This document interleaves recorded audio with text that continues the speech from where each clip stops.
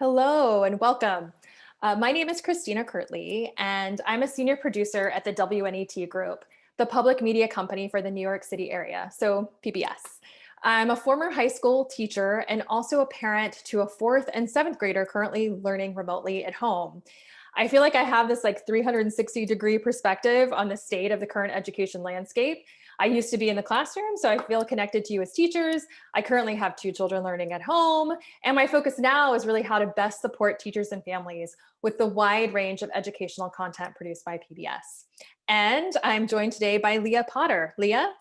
Hi, I'm Leah Potter. I'm one of the lead writers of the Mission US Games and an instructional designer at Electric Funstuff, the makers of the games. Yeah. So today we're excited to share how Mission US continues to evolve and can be integrated in the classroom, both real and virtual. Mission US, if you can believe it, Leah, has been around for over a decade with 3 million registered users, including over 100,000 teachers. And we always like to point out that it's free. Everything on the Mission US site, the games, the educator guide, it's all available for free as a public media offering. So today, our goals are to provide an overview of the series and connections to social justice themes. We're going to describe the components of the educator guides, and we're also going to share some tips and strategies for using the games during remote learning. But before I hand things over to Leah, who's going to be providing an overview of all the available missions, I'd like to start by taking you back, way back, to that time my wagon kept breaking down on the Oregon Trail. I'm sure many of you remember this game. I remember it was the only game we were allowed to play in the computer lab at school. But it really wasn't part of the curriculum. It wasn't really integrated into the classroom, yet I remember it really fondly. Jump ahead to 2020, and we have 6 Mission US games that take the basic choose your own adventure concept of Oregon Trail, but go further to offer an interactive, immersive learning experience that can easily be integrated into the social studies curriculum. Mission US gets students to care about history by seeing it through the eyes of peers in the past. So instead of just reading about a key historical moment, students are part of the action. And recently I've heard Mission US described as being less like a game and sort of more like interactive historical fiction. Because really it's the character-driven approach to learning history that builds this historical empathy and a deeper understanding of the forces that built this nation in a way that feels very personal. Mission US was developed to help young people understand how ordinary Americans have struggled to realize ideals of freedom, democracy, and equality. So during this time of remote and hybrid learning that we're all in, Mission US can still provide this deep connection to history since it's already an immersive online experience. Whether you're new to Mission US or a current user, you'll see that we're constantly trying to keep the games relevant and in line with current historical thinking around key moments in US history. We like to call it serious history, serious games. Now I'm going to hand it over to Leah to give you an overview of the series. Thank you. Like Kristina, I also have 2 kids at home and have gotten the chance to see them both engage with Mission US. Although they are on the younger side of our target audience, they really enjoy playing the games on their own. Still, I know that they would be getting even more out of it if they had an educator helping them to guide and unpack those gameplay experiences and connect the game to broader historical themes and learning goals. So with that in mind, we're going to walk through each of the 6 Mission US games so that you can make an informed decision about which of the games is best for your students, your classroom, and your learning goals, whether you're figuring that out for next week or next year. For each game, I'll highlight a little bit about the game's narrative, the main characters, and then finally identify some of those potential curriculum connections to both the content standards and also historical thinking skills. So like most history classes, we will go chronologically, starting with our first game for Crown or Colony, which launched back in 2008 and was recently revitalized in 2018. Students play the character of Nat Wheeler, a printer's apprentice who arrives in Boston just before the Boston Massacre. As Nat, players can determine their own role and attitude toward that conflict, but unlike a lot of entertainment history games, they can't alter the history of the massacre itself. For the non-playable game characters, we always include a mix of historical and fictional figures. And those characters represent a range of different economic, social, and political groups and viewpoints. In this game, we have loyalist merchants who opposed colonial boycotts, to daughters of liberty who led spinning bees, to free Black sailors who are just trying to figure out which way the political winds are blowing. For the curriculum, the game helps students often understand and Kristina, can you just go back? Yeah, sorry. Sorry about that. No, that's great. So it really helps them understand and empathize with these characters, which includes some notable residents like Paul Revere and Phyllis Wheatley. And the game was also just a terrific launch pad for a bigger unit on the road to revolution. All right, let's look at the second mission. So Flight to Freedom covers a broader timeline and geography, and it traces the long and hazardous journey of the fictional Lucy King. The game begins in 1848 in a Kentucky plantation and focuses on the enslaved community and the everyday acts of resistance they engaged in, from work slowdowns to sabotage to learning to read and write. The narrative then shifts to her attempts to escape to Ohio and addresses common student misperceptions about running away, the Underground Railroad, and life in the North in the wake of the Fugitive Slave Act. The game makes very clear how violence, family separation, surveillance, and the law was used to uphold the slave regime, both in the South and the North. As with all games, we recommend that teachers preview Flight to Freedom before you assign it to your students and use it in a combination with other teaching resources. The Educator's Guide for this mission includes over 30 documents that really help contextualize Lucy's experiences in the broader history of slavery's expansion and how different groups of people fought to end it long before the Emancipation Proclamation. The next mission takes place just after the Civil War, this time to address Western expansion and settlement from a very different perspective. The main character you see here, Little Fox, is based on a real Cheyenne warrior, Wooden Leg, who left behind an incredible autobiography about changing life on the plains, especially the effects of the decimation of the buffalo herd. The choices the players make throughout the game determine how they experience the Battle of the Little Bighorn, and also the epilogue, which carries the story of the Cheyenne from the 1870s all the way to the present. I can tell you this is one of my kids' favorite. They love this mission. It's quite the adventure. It is. It's a great adventure story.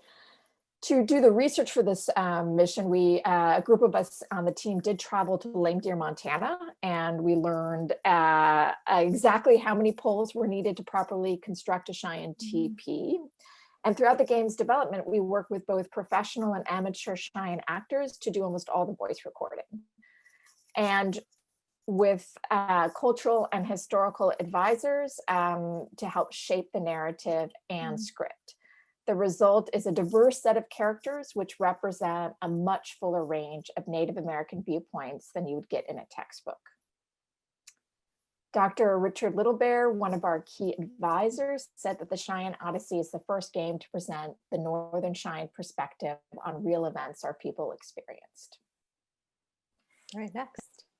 In City of Immigrants, it's set in the early 1900s, so we're moving ahead in time. And most of the narrative unfolds in New York City's Lower East Side, drawing on a wealth of archival material about this period and a collaboration with the Tenement Museum. Other key locations are Ellis Island, where Lena must first pass inspection, and the Triangle Shirt Factory, where she finds friendship and a better paycheck, but also long hours and strict rules.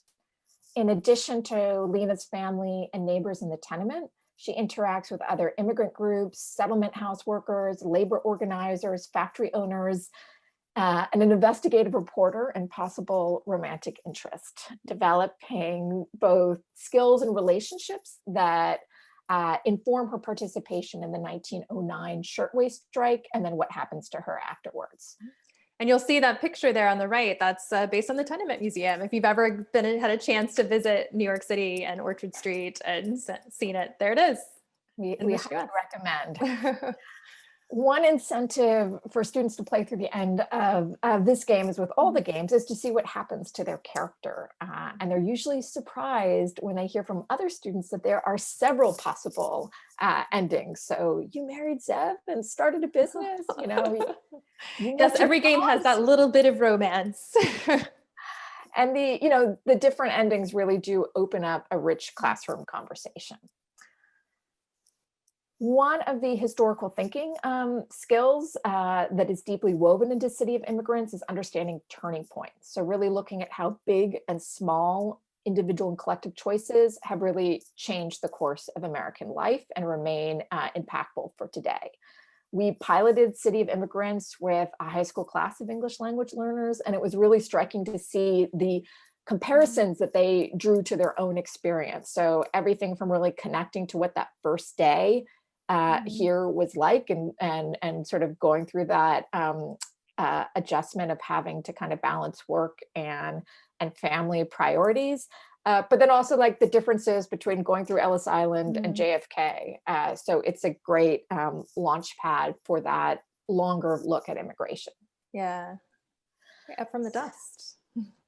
And this is another game that feels really relevant to our current moment. For those of you who are familiar with those Library of Congress WPA photos, you're going to see them reflected here in the game, and it really brings them to life. Most of the story takes place in the Texas Panhandle, a region that in the 20s, you saw this booming wheat economy, and then it's hit by these double disasters of the Dust Bowl and the Great Depression in the 1930s. Students play Frank and Jenny Dunn. And as these characters, they can meet a bonus Army veteran, join the 4-H, enter a baking contest, ride the rails throughout the Midwest, and then help family and neighbors apply for government New Deal relief. And then finally sort of end up Frank enlists in a CC camp, and Ginny drives Dorothea Lange to California's Imperial Valley to photograph Mexican migrant workers. It is a really compelling way to grapple with historic causes and effects, and also to build empathy with how different groups of Americans are grappling with hardships today that are both similar and distinct from the Depression and Dust Bowl. Our most recently launched Mission US game, Prisoner in My Homeland, is set only a few years later, but tells a very different story. Players step into the shoes of a Japanese-American teenager, Henry Tanaka, whose family are also farmers, strawberry farmers, living on Bainbridge Island outside Seattle, Washington. After the bombing of Pearl Harbor during World War II, their world is turned upside down by the passage of Executive Order 9066, which leads to the forced evacuation of all Japanese Americans, regardless of their citizenship, from the West Coast. Henry's father is arrested for being a judo instructor, while the rest of his family is incarcerated in Manzanar, California. Henry must try to carry on his high school education, help his mother and sister adjust to difficult conditions, while just struggling to understand, like, why is this happening, and how, as American, do I respond to what's happening? There is no single answer. There is no right answer, and that's true for all of the games. And Henry encounters several different points of view that inform how he's going to respond to the loyalty questionnaire, and whether he'd be willing to fight for a country that has imprisoned him. So a really rich, deep historical question. And that questionnaire is really integrated into the game really nicely. Like, you really have to read the questions and think about them from the point of view of Henry. So we look at a trailer? Yep, let's do it. All right. The year is 1941. You are Henry Tanaka, a 16-year-old American citizen. But after the US declares war on Japan, you are seen as the enemy. The government forces you and 120,000 other innocent Japanese Americans into prison camps. Will you help your community? Support the war? Resist injustice? When your loyalty is questioned, how will you respond? Mission US. Serious history, serious games. For this game, we partnered with Densho, an organization dedicated to the preservation and teaching of this history and its relevance and legacy today. The educator guide, once again, includes lots of lesson plans and primary documents that allow you to kind of deepen your existing units on the World War II home front, and then also continue to explore those multiple perspectives within the Japanese American community especially. It's our hope that no matter what period of US history you teach, you can use at least one of these games to support your at remote learning or in-person instruction. And Kristina, you can sort of tell us some of the approaches to help with that. Great, thanks, Leah.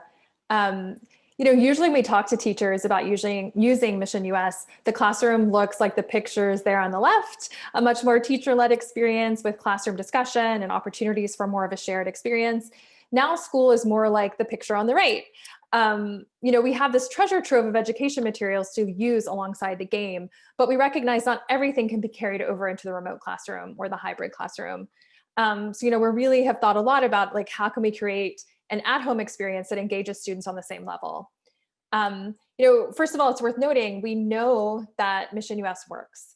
Multiple studies have shown that it increases student engagement and it really helps with struggling readers. So on the website, you can preview all of the education materials. If you're someone who's already a user of Mission US, maybe you've used it in the past. If you haven't looked at our new website, you'll see it's completely redesigned, and especially the Teach page looks completely different. And one thing that it does now, it allows you to preview all of the education materials, which is a great feature, a new feature. As always, we include both a Word and PDF version of each document. We really want to make it easy for you to adapt for your needs. So the Word version is something you can easily upload to a Google Doc for assigning in the Google Classroom, for instance. The educator guide for each mission includes modes of instruction, historical background materials prepared by our historical advisors, the American Social History Project, a game overview, primary sources. There are activities that have, including review questions, writing prompts, vocabulary, and document-based activities.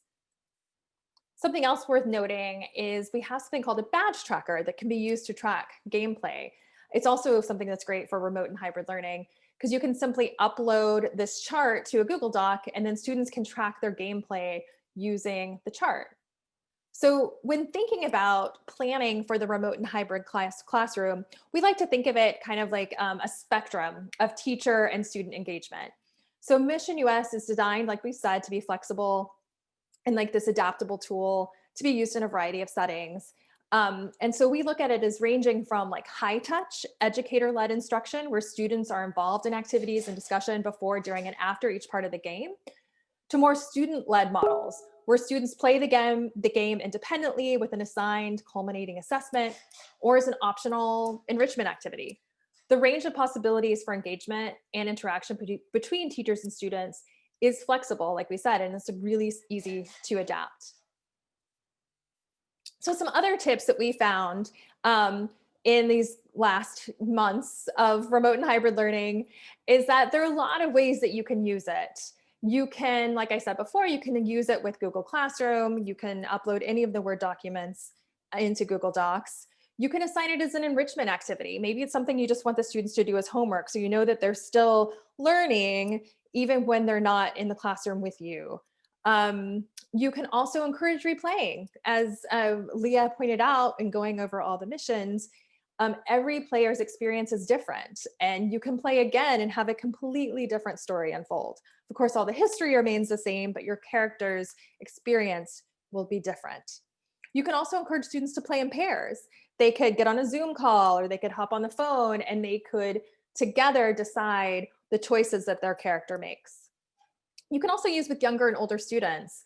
Leah and I both have elementary age students who get a lot out of the game. They enjoy playing it. They might not get every historical, they might not understand all the nuances, but they still learn something. And with older students, it's a great way for them to also keep engaging in a way that, you know, maybe is an enrichment activity, or maybe it's a struggling high school student. This is a way for them to feel like they're able to engage. You can also pair it with other online experiences like virtual museum tours. City of Immigrants, you know, we talked about the partnership with the Tenement Museum, you could have students play that game and then visit the Tenement Museum site and do one of their virtual museum tours. You can also use it as an inspiration for students' own history video gaming project. Maybe you have them, maybe they build it themselves, you know, or maybe you just have them come up with an idea and then pitch it to the class. Really, we just want you to see that it's very flexible, and there are a lot of different and creative ways that we've heard from teachers using the game during this time of remote and hybrid learning.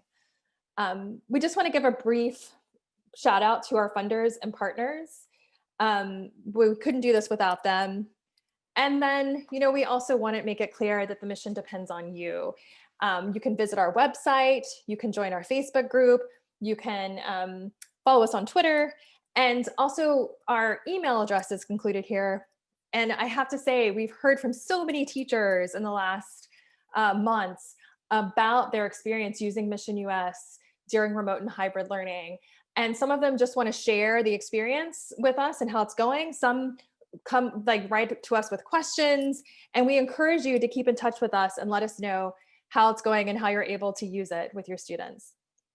So we really appreciate everyone coming today and being able to listen to us share a little bit about Mission US. Leah, any final words?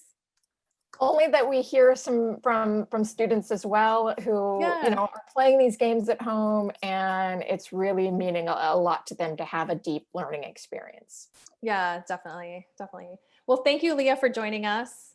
And we hope that you enjoy the game and check out the new mission. Okay? All right, bye.